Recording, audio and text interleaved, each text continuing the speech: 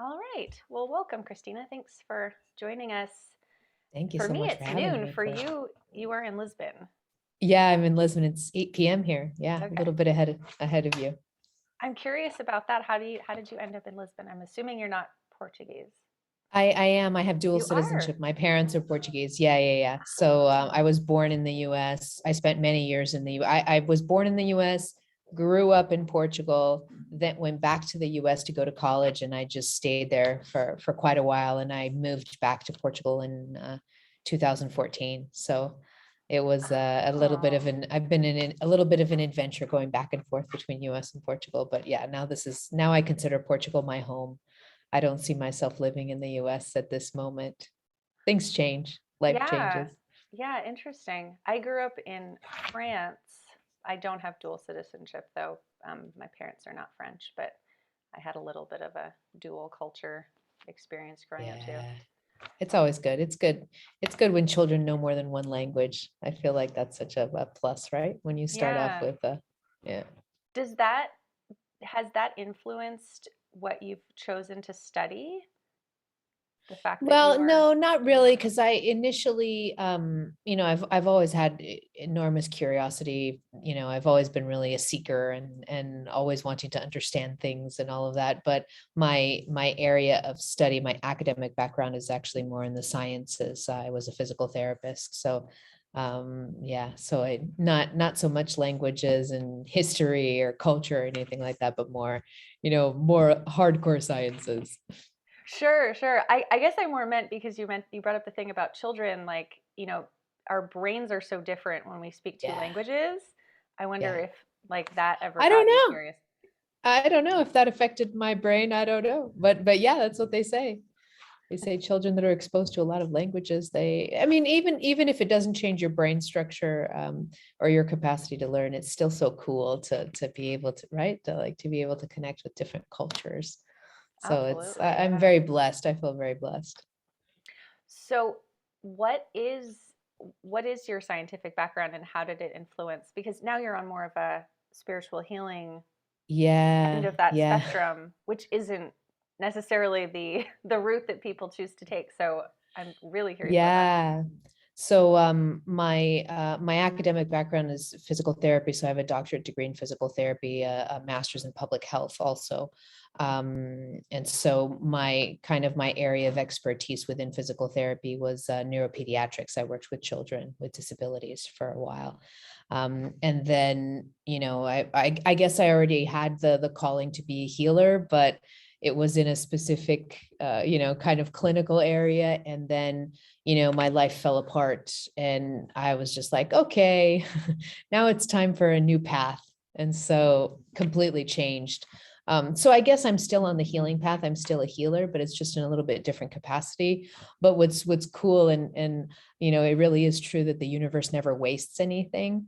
Um, Even though I'm on a completely different path.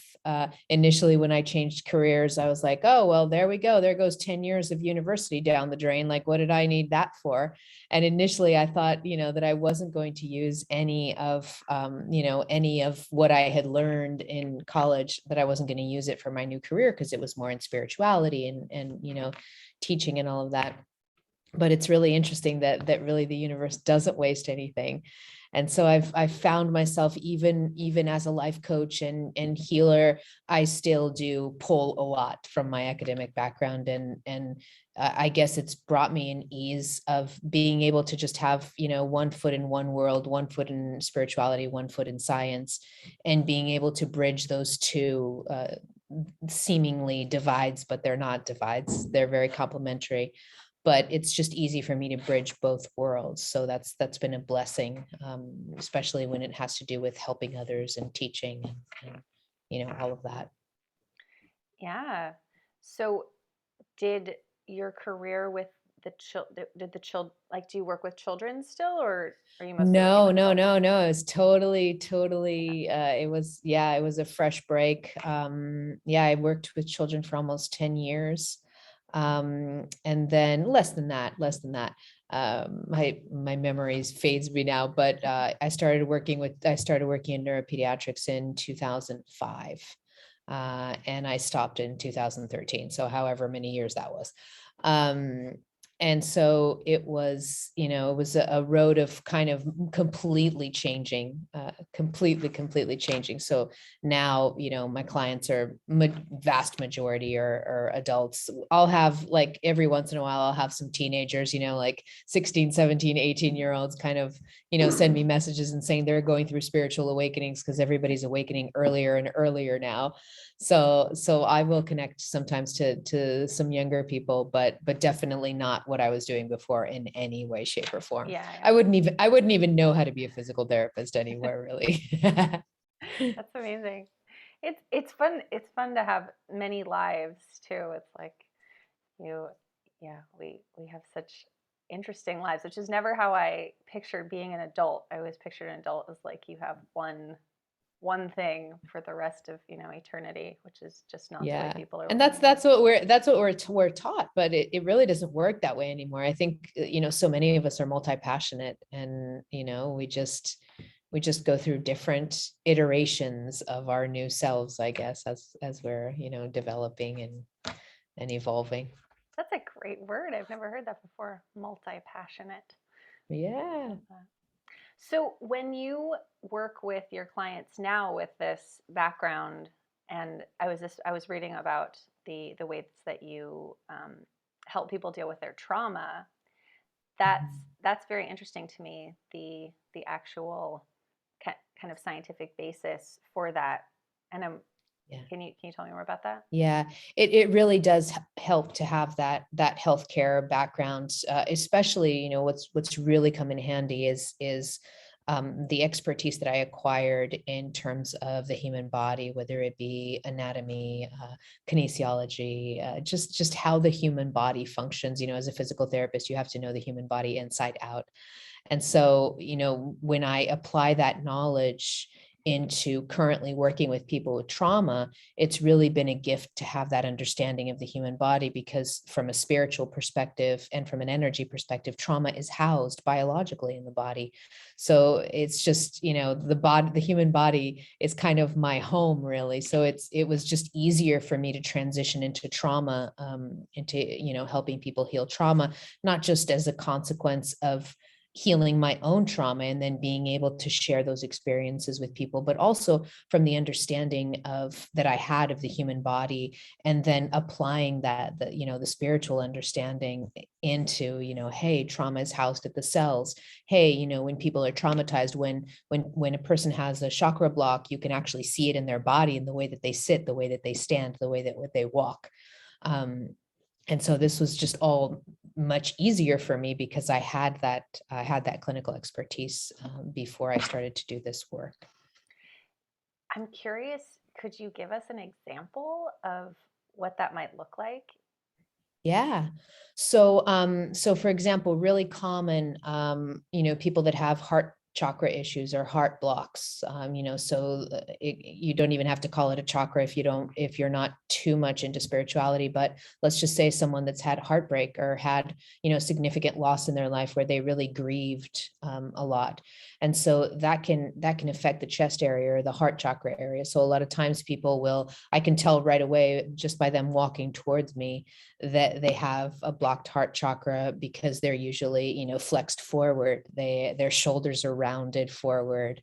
They don't walk tall and with their chest sticking out. It's usually, with a little bit more flexed position, and you can tell that's a heart chakra issue. So that's one example.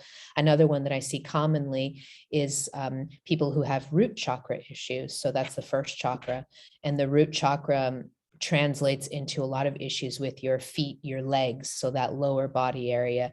And a lot of times people that have root chakra issues, they'll tiptoe. So they won't walk by striking their heel on the floor like regularly. They'll tiptoe a lot, or they'll shuffle when they're walking. And so you can tell that just by someone walking. You can tell right away that they're having some issues in the first chakra just by the way that they plant their feet on the ground. So that's another common example that I see with a lot of people. So are you approaching this from the perspective of like if we alter the emotional then we'll be able to see it in the physical as a metric? Or would you go about it backwards as well? Like, let's try not tiptoeing and see if that. So usually, and that's why a lot of times, when we do therapies, and for instance, if someone with a root chakra issue went to a physical therapist and they started to work on walking, on gait, and they started to coach them on how to properly walk, the person may do that correction for a little while, but then they walk out of the physical therapy clinic, and then a day later or a week later, they're going to be back to walking the way they were, because the problem wasn't physical. It wasn't at the level of the structures of the body, on a root level.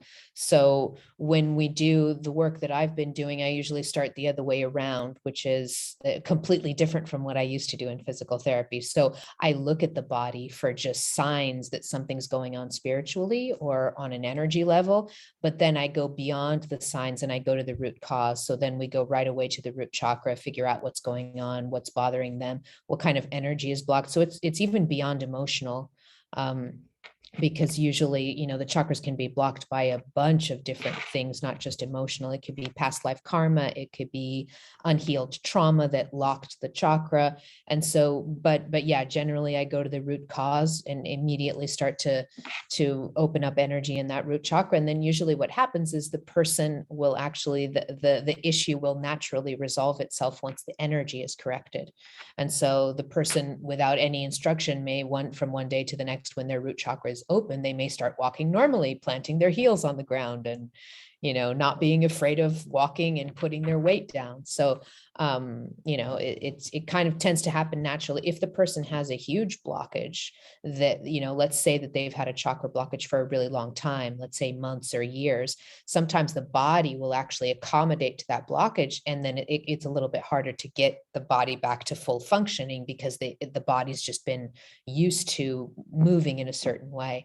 And so then, yeah, we can bring in some body movements, and, maybe complementary therapies then would be really important. But yeah, to answer your question, I think it's important to go to the root cause first. So we free up the energy and open that up, and then deal with the repercussions that have been caused in the body, in the actual physical body. Interesting. So when you talk about going to the root cause, are you asking them questions about it and talking with them? Is that part of the process? Yeah, there's a lot of times that I'm just, usually when the person reaches me, I'm just reading their energy at first. So I already know about 80% of what's going on with them before they even talk. But I think that talking is really important also for the person themselves. So because, by asking questions and going into the person's story, you can kind of bring them, they bring to the surface things that may have been repressed in them, and being able to voice those things, and to giving voice to things that maybe they haven't spoken to anyone else, because sometimes I work with people who have gone through significant trauma, and a lot of times they don't feel comfortable talking about it, even with the people closest to them. And so the part about talking through the energy is important for a lot of people, because it gives them that openness to be able to share these things, sometimes for the first time in their lives.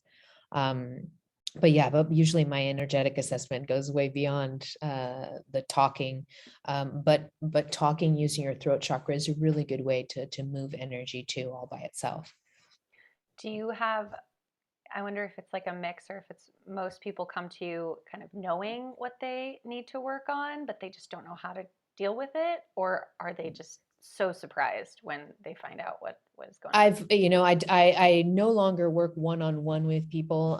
I did that for quite a few years, and now I'm doing more, working with groups, and so it's interesting. It's changed a little bit, but when I was working one-on-one with people, a lot of times they came to me with what they thought was their main issue, and then after we start to go deep dive, then we figure out that, oh, that wasn't really the main issue. You've got this going on, and you've got this going on, and this is connected to this. And so yeah, usually, when I would work one-on-one with people and we would finish a consult, sometimes they would be a little bit, like a deer that's just been like flashed with the headlights. Because a lot of times so much information came through that, in different directions sometimes than they thought. For some people, yeah, they knew right away. I also work with people who've been on the spiritual path for quite a while. I tend to work with people that have been awakened for quite a bit. So they've done a significant amount of work usually. So by the time they reach me, they kind of know what the issue is. But a lot of times there are blind spots. You know, one of the things that I love to do is, you know, I do go get right to blind spots with people. It's one of the ways I like to work with people is through kind of, you know, shining a light or mirroring back something that hadn't been seen before. Yeah. Well, and that's the power of working with another person, even not on a professional level, but just having a conversation sometimes with another person that they can Yeah, mirror back to yeah, you something you hadn't seen, because it is so hard for us to see ourselves. totally. Yeah. Do you find that with yourself? Like, do you have somebody that you go to for? Oh, absolutely. Absolutely. Yeah. I have no issue whatsoever seeking out coaches or seeking out helpers. I've got people very close to me who also serve as my coaches sometimes. And, I've always been very, very open with my audience and, with everyone that I teach that I'm learning along the way too.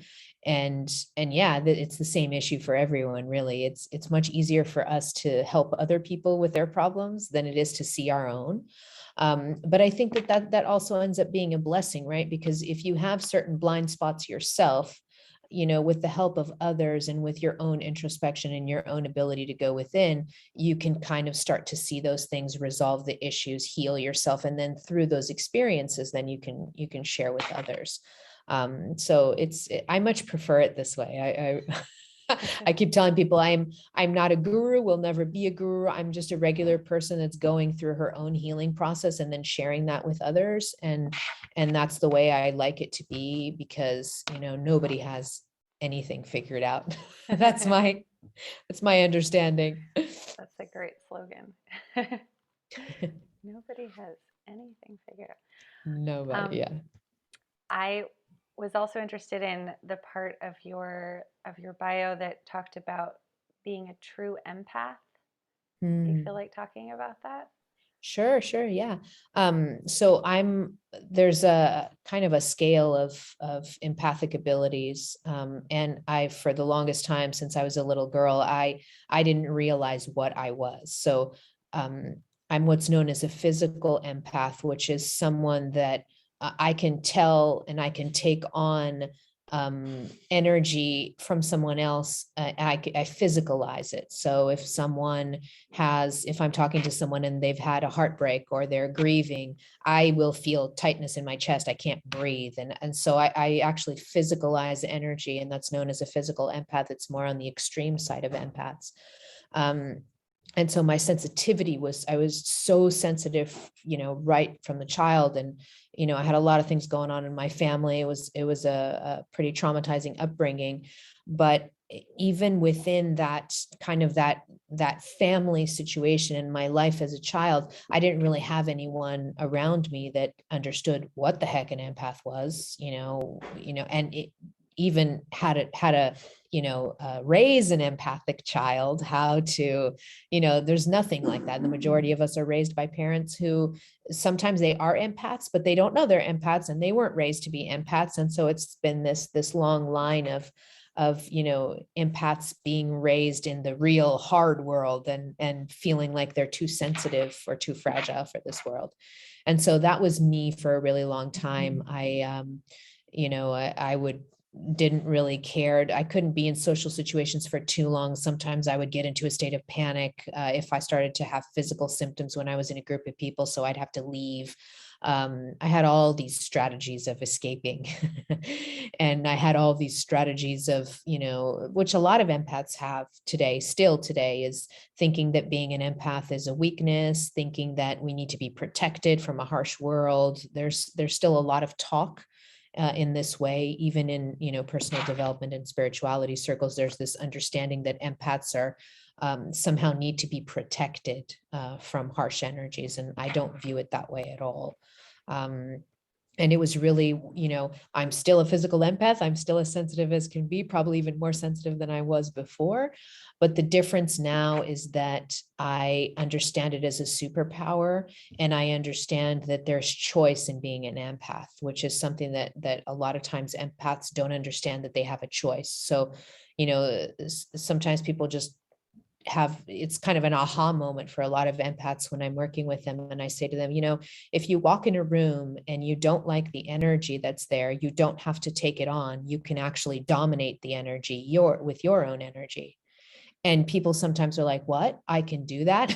Because the belief is usually that the outside energy is stronger than the empath, and they have no power and they just have to escape, or they're just too sensitive. And so it's really empowering to know that if you are ever confronted with energy that is not good for you, or that you don't like, or that is dense or low vibration, that you have the choice to dominate that energy and transform it on the spot. So you don't have to run away from anything ever, really. And I think that's really transformative for a lot of empaths. Yes, that's definitely an empowering message, and definitely Mm, better than having to avoid all social interaction, which is yeah. quite quite a chore.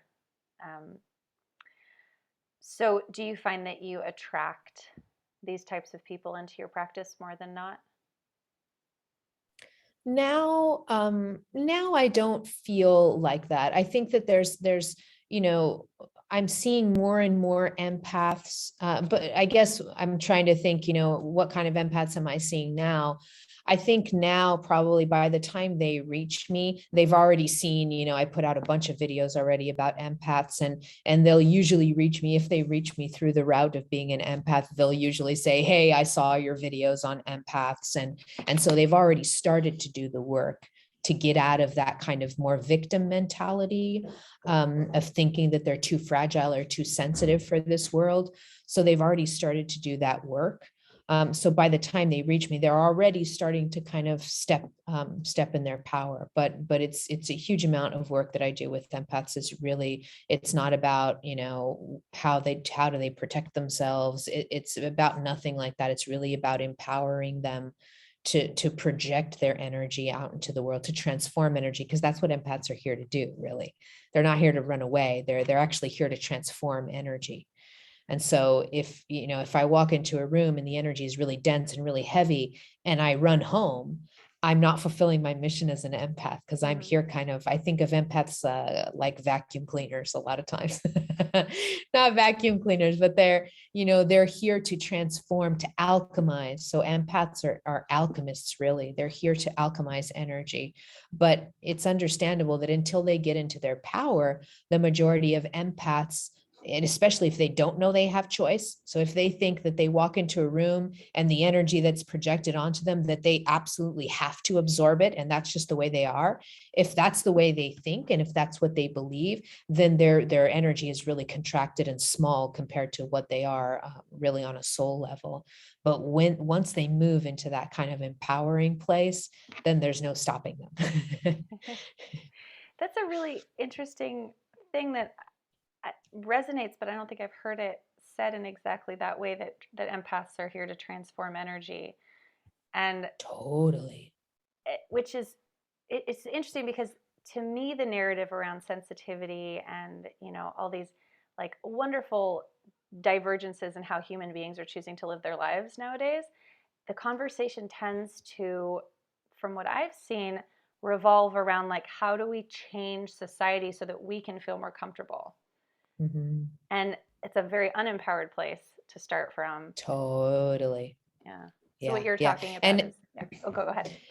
yeah, and it's actually, if you hold on to that story, again, you're not fulfilling your mission as an empath, because your mission as an empath is not to wait for the world to become more sensitive so that you could walk around and not be bombarded with dense energy. Your role as an empath is actually to transform the dense energy. And so, when you have that kind of understanding, it's not just it's a mission that, it may seem like it's a mission that is for for others, right? Like, or for the planet, we come down here and I'm helping to transform energy, but it's also a mission that it's never just one thing. It's also a mission that's highly individual, because the moving from me feeling like I'm weak and feeling like I'm small and feeling like I'm insignificant and I'm too sensitive for this world, all the way to me as a super powerful alchemist of energy. That road it's a road of power. It's a road of sovereignty. And so a lot of times when we come down here with these empathic abilities, we really are being called by our souls to move from a disempowered place individually to an empowered place individually. And, in my life, this was it was earth shattering for me, because once I started to purge these beliefs that I was too sensitive, that I needed to be living in a cabin in the woods, and I wanted no contact with people, animals are better, no contact with people. I just want trees and animals.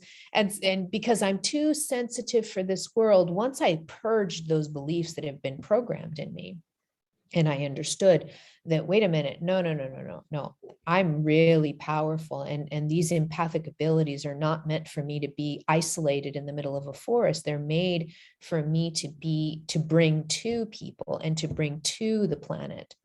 And that really changed everything for me.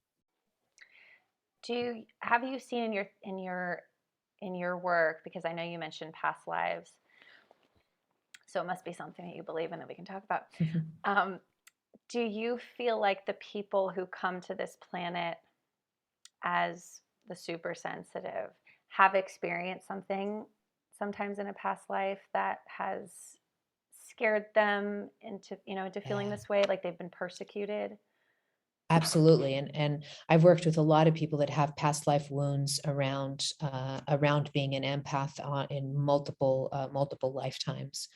And so usually what happens is, will for empaths, especially this, I've had a lot of female clients who were women, for instance. I've helped to clear this wound in a lot of women. So the women that were persecuted, burned at the stake, the witches, air quotes on that one.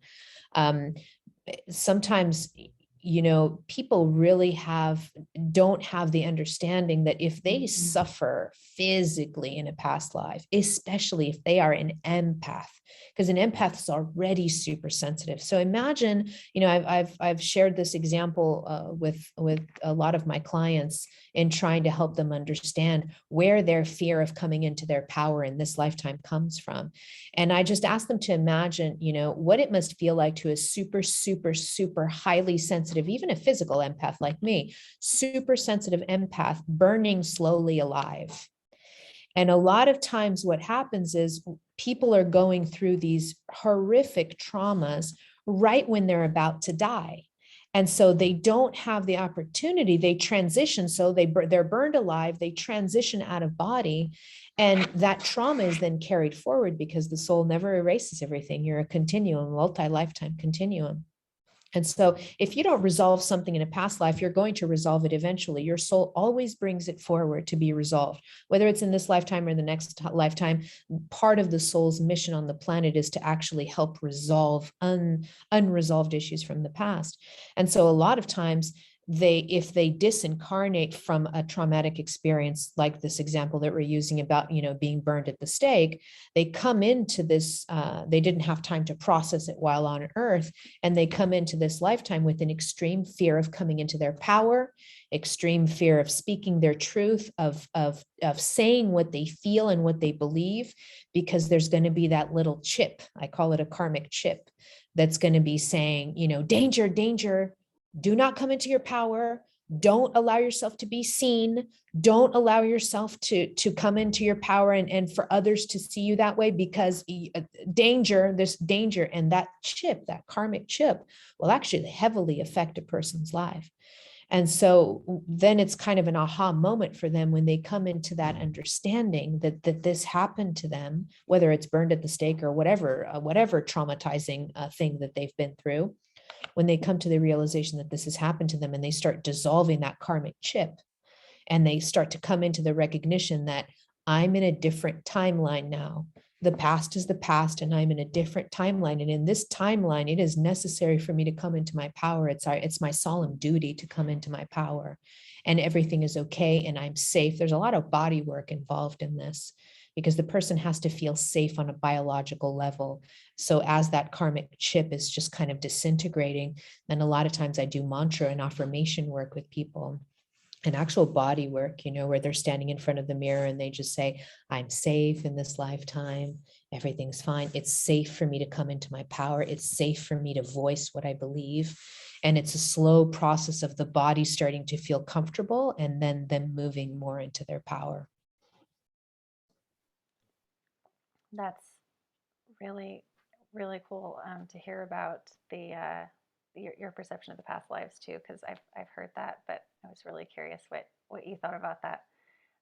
What does because I know that this is something too that you go in, that you deal in the space of the brain, and I'm curious what that looks like what the brain of an empath looks like, if there is a difference, or if it I has don't know nothing to if do with your brain. I don't know if it's a structural difference. I think that I will say that the brain may be slightly different in the sense that it may have a lot of stories, protective stories around the idea of being an empath. But what I can say from experience is that the nervous system of an empath is different, no question whatsoever, and the brain is part of the nervous system. But the empath has an extremely excitable nervous system, a very, very sensitive nervous system. And an empath, especially an extreme empath, needs to have a lot of self-care practices to just keep that nervous system nice and calm so it's not overloaded. And empaths who are on the extreme side with this kind of excitable nervous system, they just need to learn some practices. That's really all it is. I think another issue too for empaths is, and this is kind of goes hand in hand with the nervous system, is they're also prone to stress, and not knowing how to modulate stress, not knowing how to center themselves. And it's because of the excitability of that nervous system also. But on the level of the mind and on the level of the brain, a lot of times what's going on is, it's the home of the ego also. And so a lot of self-protection mechanisms can happen up there. So if I'm, so the stories that we were just talking about a little while ago. So if I'm born an empath, and as a child, I learned that I have all these sensitivities, but I don't know how to explain them on an intellectual level. I just know that I'm super sensitive to everything, and I feel the world and I see the world, and in this kind of hypersensitive way, a lot of times the mind will start to create stories around that. And it's usually defensive stories. So it's usually, like the stories that I had, if I walked into a room and the energy was too heavy, I would say, get out of here. My mind would immediately start to say, get out of here. You need to go home. You need to be alone. You need to get out of here. And so my mind was I would go into loop until I actually left the physical space. And if you notice those stories, they may feel like a protection mechanism on the part of the mind, but they're actually creating more panic in the body because your cells are listening to what your mind is saying. And so if your beautiful body is listening to your mind saying, get out of here, danger, danger, danger, the body will then respond with an increase in what's known as the sympathetic nervous system, which is your fight or flight response. And so immediately your body will say, oh my God, red flag, get out of here, danger. And so your heart rate will go up. You can have a panic attack. All kinds of things will happen. But it's as kind of a byproduct of the stories that I'm saying in my mind about the situation. So that's kind of how I see the mind of an empath. I think also empaths have a higher tendency to create disempowering beliefs in their minds about themselves. So, and it's because, again, they've been fed this story that an empath is too sensitive for this harsh world. I've heard that so many times. And when you instill that in someone, that I'm too sensitive for this harsh world, then that starts to be the foundation for other disempowering beliefs. So from that belief to I'm weak is a very short jump. And so the empath will start to believe they're weak. They'll start to believe that they are fragile, that they need protection from the outside world, that they need to have some kind of protection. And we still, in empathic circles, there's so much talk about how to protect yourself. And I'm using air quotes for the people that aren't watching on YouTube but are listening. I'm using air quotes because I don't even like to use the word protection. An empath does not need to protect themselves from anything. So there's a really a mantra that I repeat in all of my empath videos, and in my live events. I just repeated this actually in the live events that we did recently, that really resonates with people, is when you're working to come into your power as an empath, there's a mantra that I love to use, and the mantra is, there's no energy stronger than me. And I, so helpful for people that. when they're training. Yeah, when they come into a room, and if the mind will start going, I don't like this energy, I'm feeling this energy, I don't like this energy, instead of letting themselves go into that immature, childish kind of loop, they immediately just stand tall, they close their eyes, they take a nice deep breath, and they say, there is no energy stronger than me. And that immediately calms the system down and allows them to start projecting their energy outward, instead of just being a sponge that absorbs everything from the world. Yeah, that's a great mantra. When you were talking about the disempowering self-talk that is indicative of being an empath, I guess, is that something you find a lot in artists, or does that come in other fields too? Because that's something I notice a lot in. I'm a musician. I remember my ex-husband telling me once, when he was seeing musicians come off stage, that he's never seen people as critical of themselves ever. And I wonder whether like the artist empath thing goes together with the criticism, or how Well, you there's a ton see of that. artists that are empaths, because any kind of field of artistry is just a beautiful beacon for empaths, because a lot of times these are areas where the empath can express their sensitivity, right? So there's nothing better than an empathic person to be an extraordinary songwriter or composer, right? Because they're able, this is just an example, but through their sensitivity, they're able to connect to their emotions. They're able to connect to depths within themselves that non-empaths have more difficulty. So a sensitive person is very naturally drawn to art, to, music, to all kinds of areas in the arts, because it's a way for them to express themselves. But also there's, a lot of times there's a solitary, trend to the arts, right? So if I'm in a studio alone and I'm painting, I'm alone. If I'm composing a song, I'm in studio, sometimes I'm alone. So I think that sometimes going into the arts is a great escape mechanism for a lot of empaths too. But I think that the disempowering thoughts, it's just kind of it's a normal thing when you're an empath and you aren't raised to understand your empathic abilities as a superpower. And I think for artists too, there's also templating that comes on top of them from a society that for generations has considered the arts a secondary means of living. So we still have sayings, like, oh, a parent will say to a child, you're not going to be a painter, you're not going to be a musician, what are you going to do, go play music in the subway station or something? You can't make a living doing that. And we still hear that a lot. And so if you're templated as a child, because usually when we have these artistic tendencies, they're going to start being expressed when we're children. Really, it's pretty early on that these gifts start to be expressed. And so if our gifts are starting to be expressed and we go to mommy and daddy and we show them our beautiful painting, and they like throw it across the room and they say, this is just, crap, you're not, this is just for fun, you need to go, read about science and do your homework, because that's what really is going to be important for your future. When children start to hear this, then they're going to start to create that disempowering voice inside of them that tells them, going down this path is wrong to begin with. And then if you go down there, then all of these secondary voices, it's pretty easy to kind of come up with those. Yeah, I'm sure that exists in the collective. That's really, I've never really thought of that as um, that idea that you just shared, I really love that. So that the arts, well, first of all, the arts are an escape mechanism for empaths. I'd never thought about that, It although can be, I not feel always, but seen. it can be.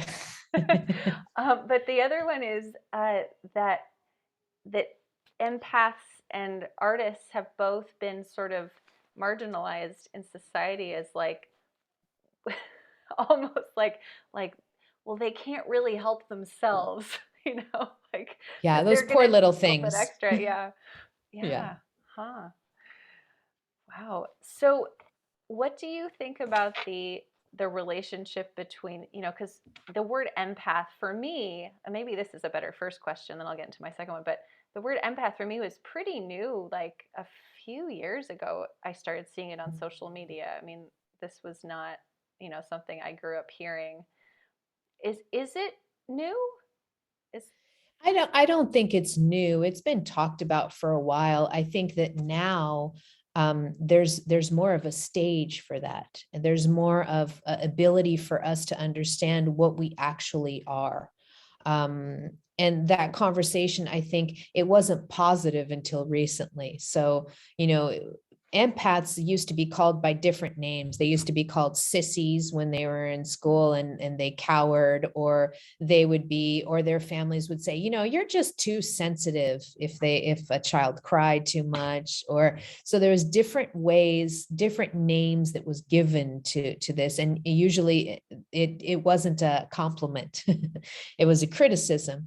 But empaths, have been talked about for a while now. I think that the conversation is now shifting, though. The understanding of what it means to be an empath has shifted. To understand that having empathic abilities is a superpower, that's definitely more recent. And I started to do videos on empaths, I would say maybe 3 years ago, something like that is when I started to do, I did a series of 4 or 5 videos on empaths.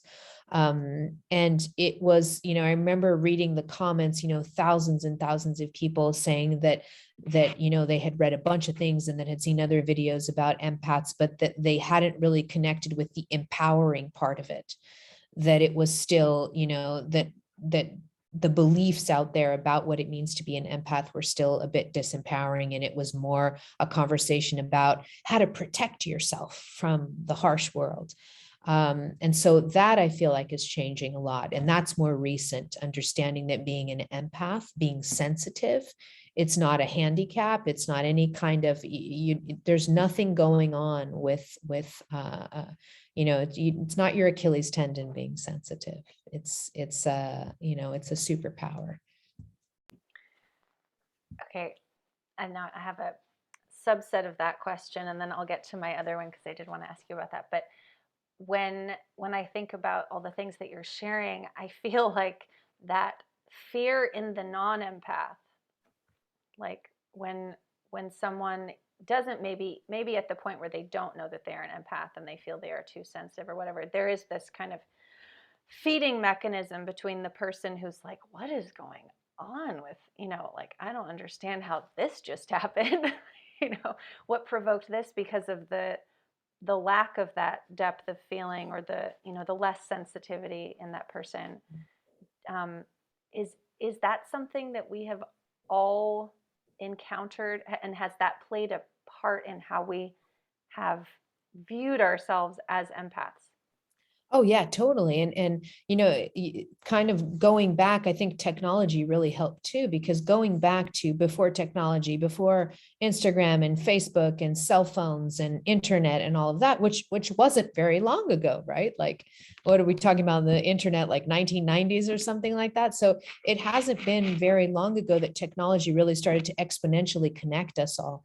But before we were able to be connected, empaths were in a world that was dominated by non-empaths, because there are more non-empaths on the planet than there are empaths. Empaths are still a smaller subset.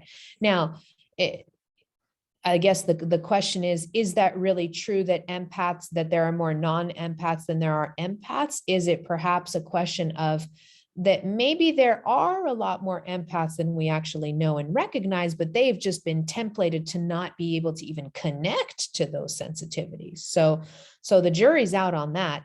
But the point here is that empaths have felt kind of marginalized in the sense that they were a minority, and they still possibly are a minority. And so it wasn't until we started to connect with each other and we were started to be able to watch YouTube videos and connect on Facebook and connect on Instagram and understand that, wait a minute, the way that I am, that person feels the same way too, and that person and that person. And then you start to realize that instead of there being something wrong with you, because that frequently happens when someone's in a minority, right? Like when you have a majority of people pointing fingers at you and saying, you know, you're just, I don't know what's wrong with you. You're just weird or sensitive or whatever. That finger pointing causes us to second guess, you know, maybe there's something seriously wrong with me. But then when you start to connect with other people who feel the same way you do, then you realize, wait a minute, it's not just me. So there isn't anything wrong with me. And I think technology and the ability for us to connect has really helped kind of empaths come out of the closet, really, and not think of their issue as, you know, their abilities as, you know, any kind of weakness or anything like that. That's been more recent, I think. I was going to ask you too about, so this is what I was getting to, the relationship between the narcissist and the empath. I think when I first heard the word empath, I think it was probably always paired with narcissist, like as if it's this, you know, always linked together. And I wonder what you're feeling about that relationship. I did a couple of videos on that too, because it's a very common question that I get from empaths. And this is a hard message a lot of times for empaths. I really do believe that the way we talk about narcissist is unkind, and it's the conversation that we have about empaths, sensitives, or narcissists, or what's known as codependents and narcissists, is a really unproductive conversation, because we end up dehumanizing a narcissist. And whenever we dehumanize someone, the capacity for healing is lost. And so I come right in, and I don't even like to have the whole, you know, demonizing narcissist kind of conversation, because at the end of the day, the truth that's the aha moment for any sensitive or any empath is that if a narcissist comes into my life, then we are magnetized to each other through the resonance of the universe. That means that me, and I like to use the metaphor of a puzzle piece. So when I am, not all empaths attract narcissists. So then the question is, what type of empath attracts a narcissist? And it's always the disempowered empath, the empath that doesn't know who he or she is. So a disempowered empath will have a certain configuration, a certain puzzle piece energetically, and that puzzle piece happens to fit perfectly with the puzzle piece of a narcissist. And so then the next question is, why on earth would I attract a narcissist? Because this has been some of the most painful relationship, the most horrible thing that's ever happened to me. And it's really hard for me to believe that I resonated, I magnetized that person to me, and that person magnetized me to them. So what's going on? How is this possible? Well, the narcissist ends up being the best teacher that a disempowered empath can have, because what a narcissist does, the power trip of a narcissist is, a narcissist derives their worth from taking power away from others. That is the definition energetically or spiritually of a narcissist. So a narcissist derives their power from taking it away from others.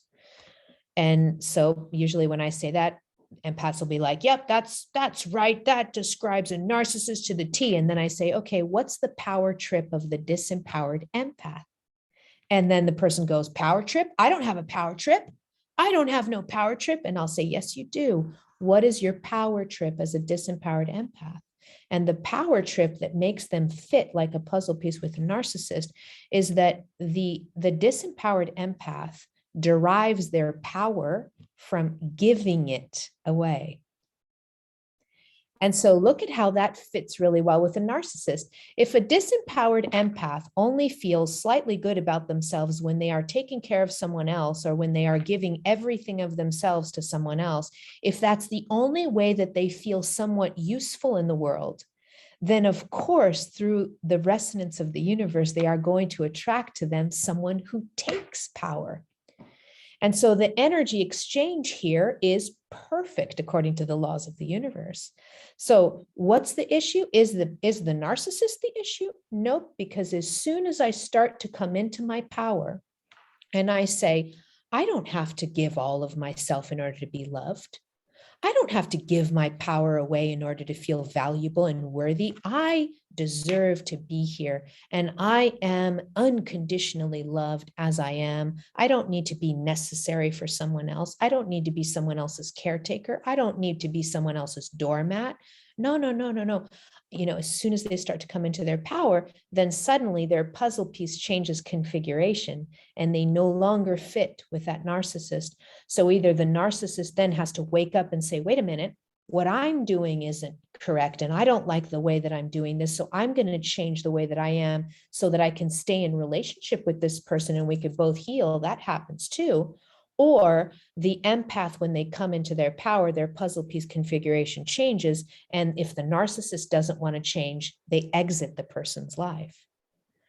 And so that changes everything when we have a conversation like that, because what I've noticed from so many clients that I've worked with is that if they keep the story that the narcissist is the big bad person and I'm really sensitive and they just abused me, if that's the story, then what's going to happen time after time is the person's going to get out of one narcissistic relationship, and a week or a month or a year down the road, they're going to attract another one, because the universe will always bring to you what you most need to heal.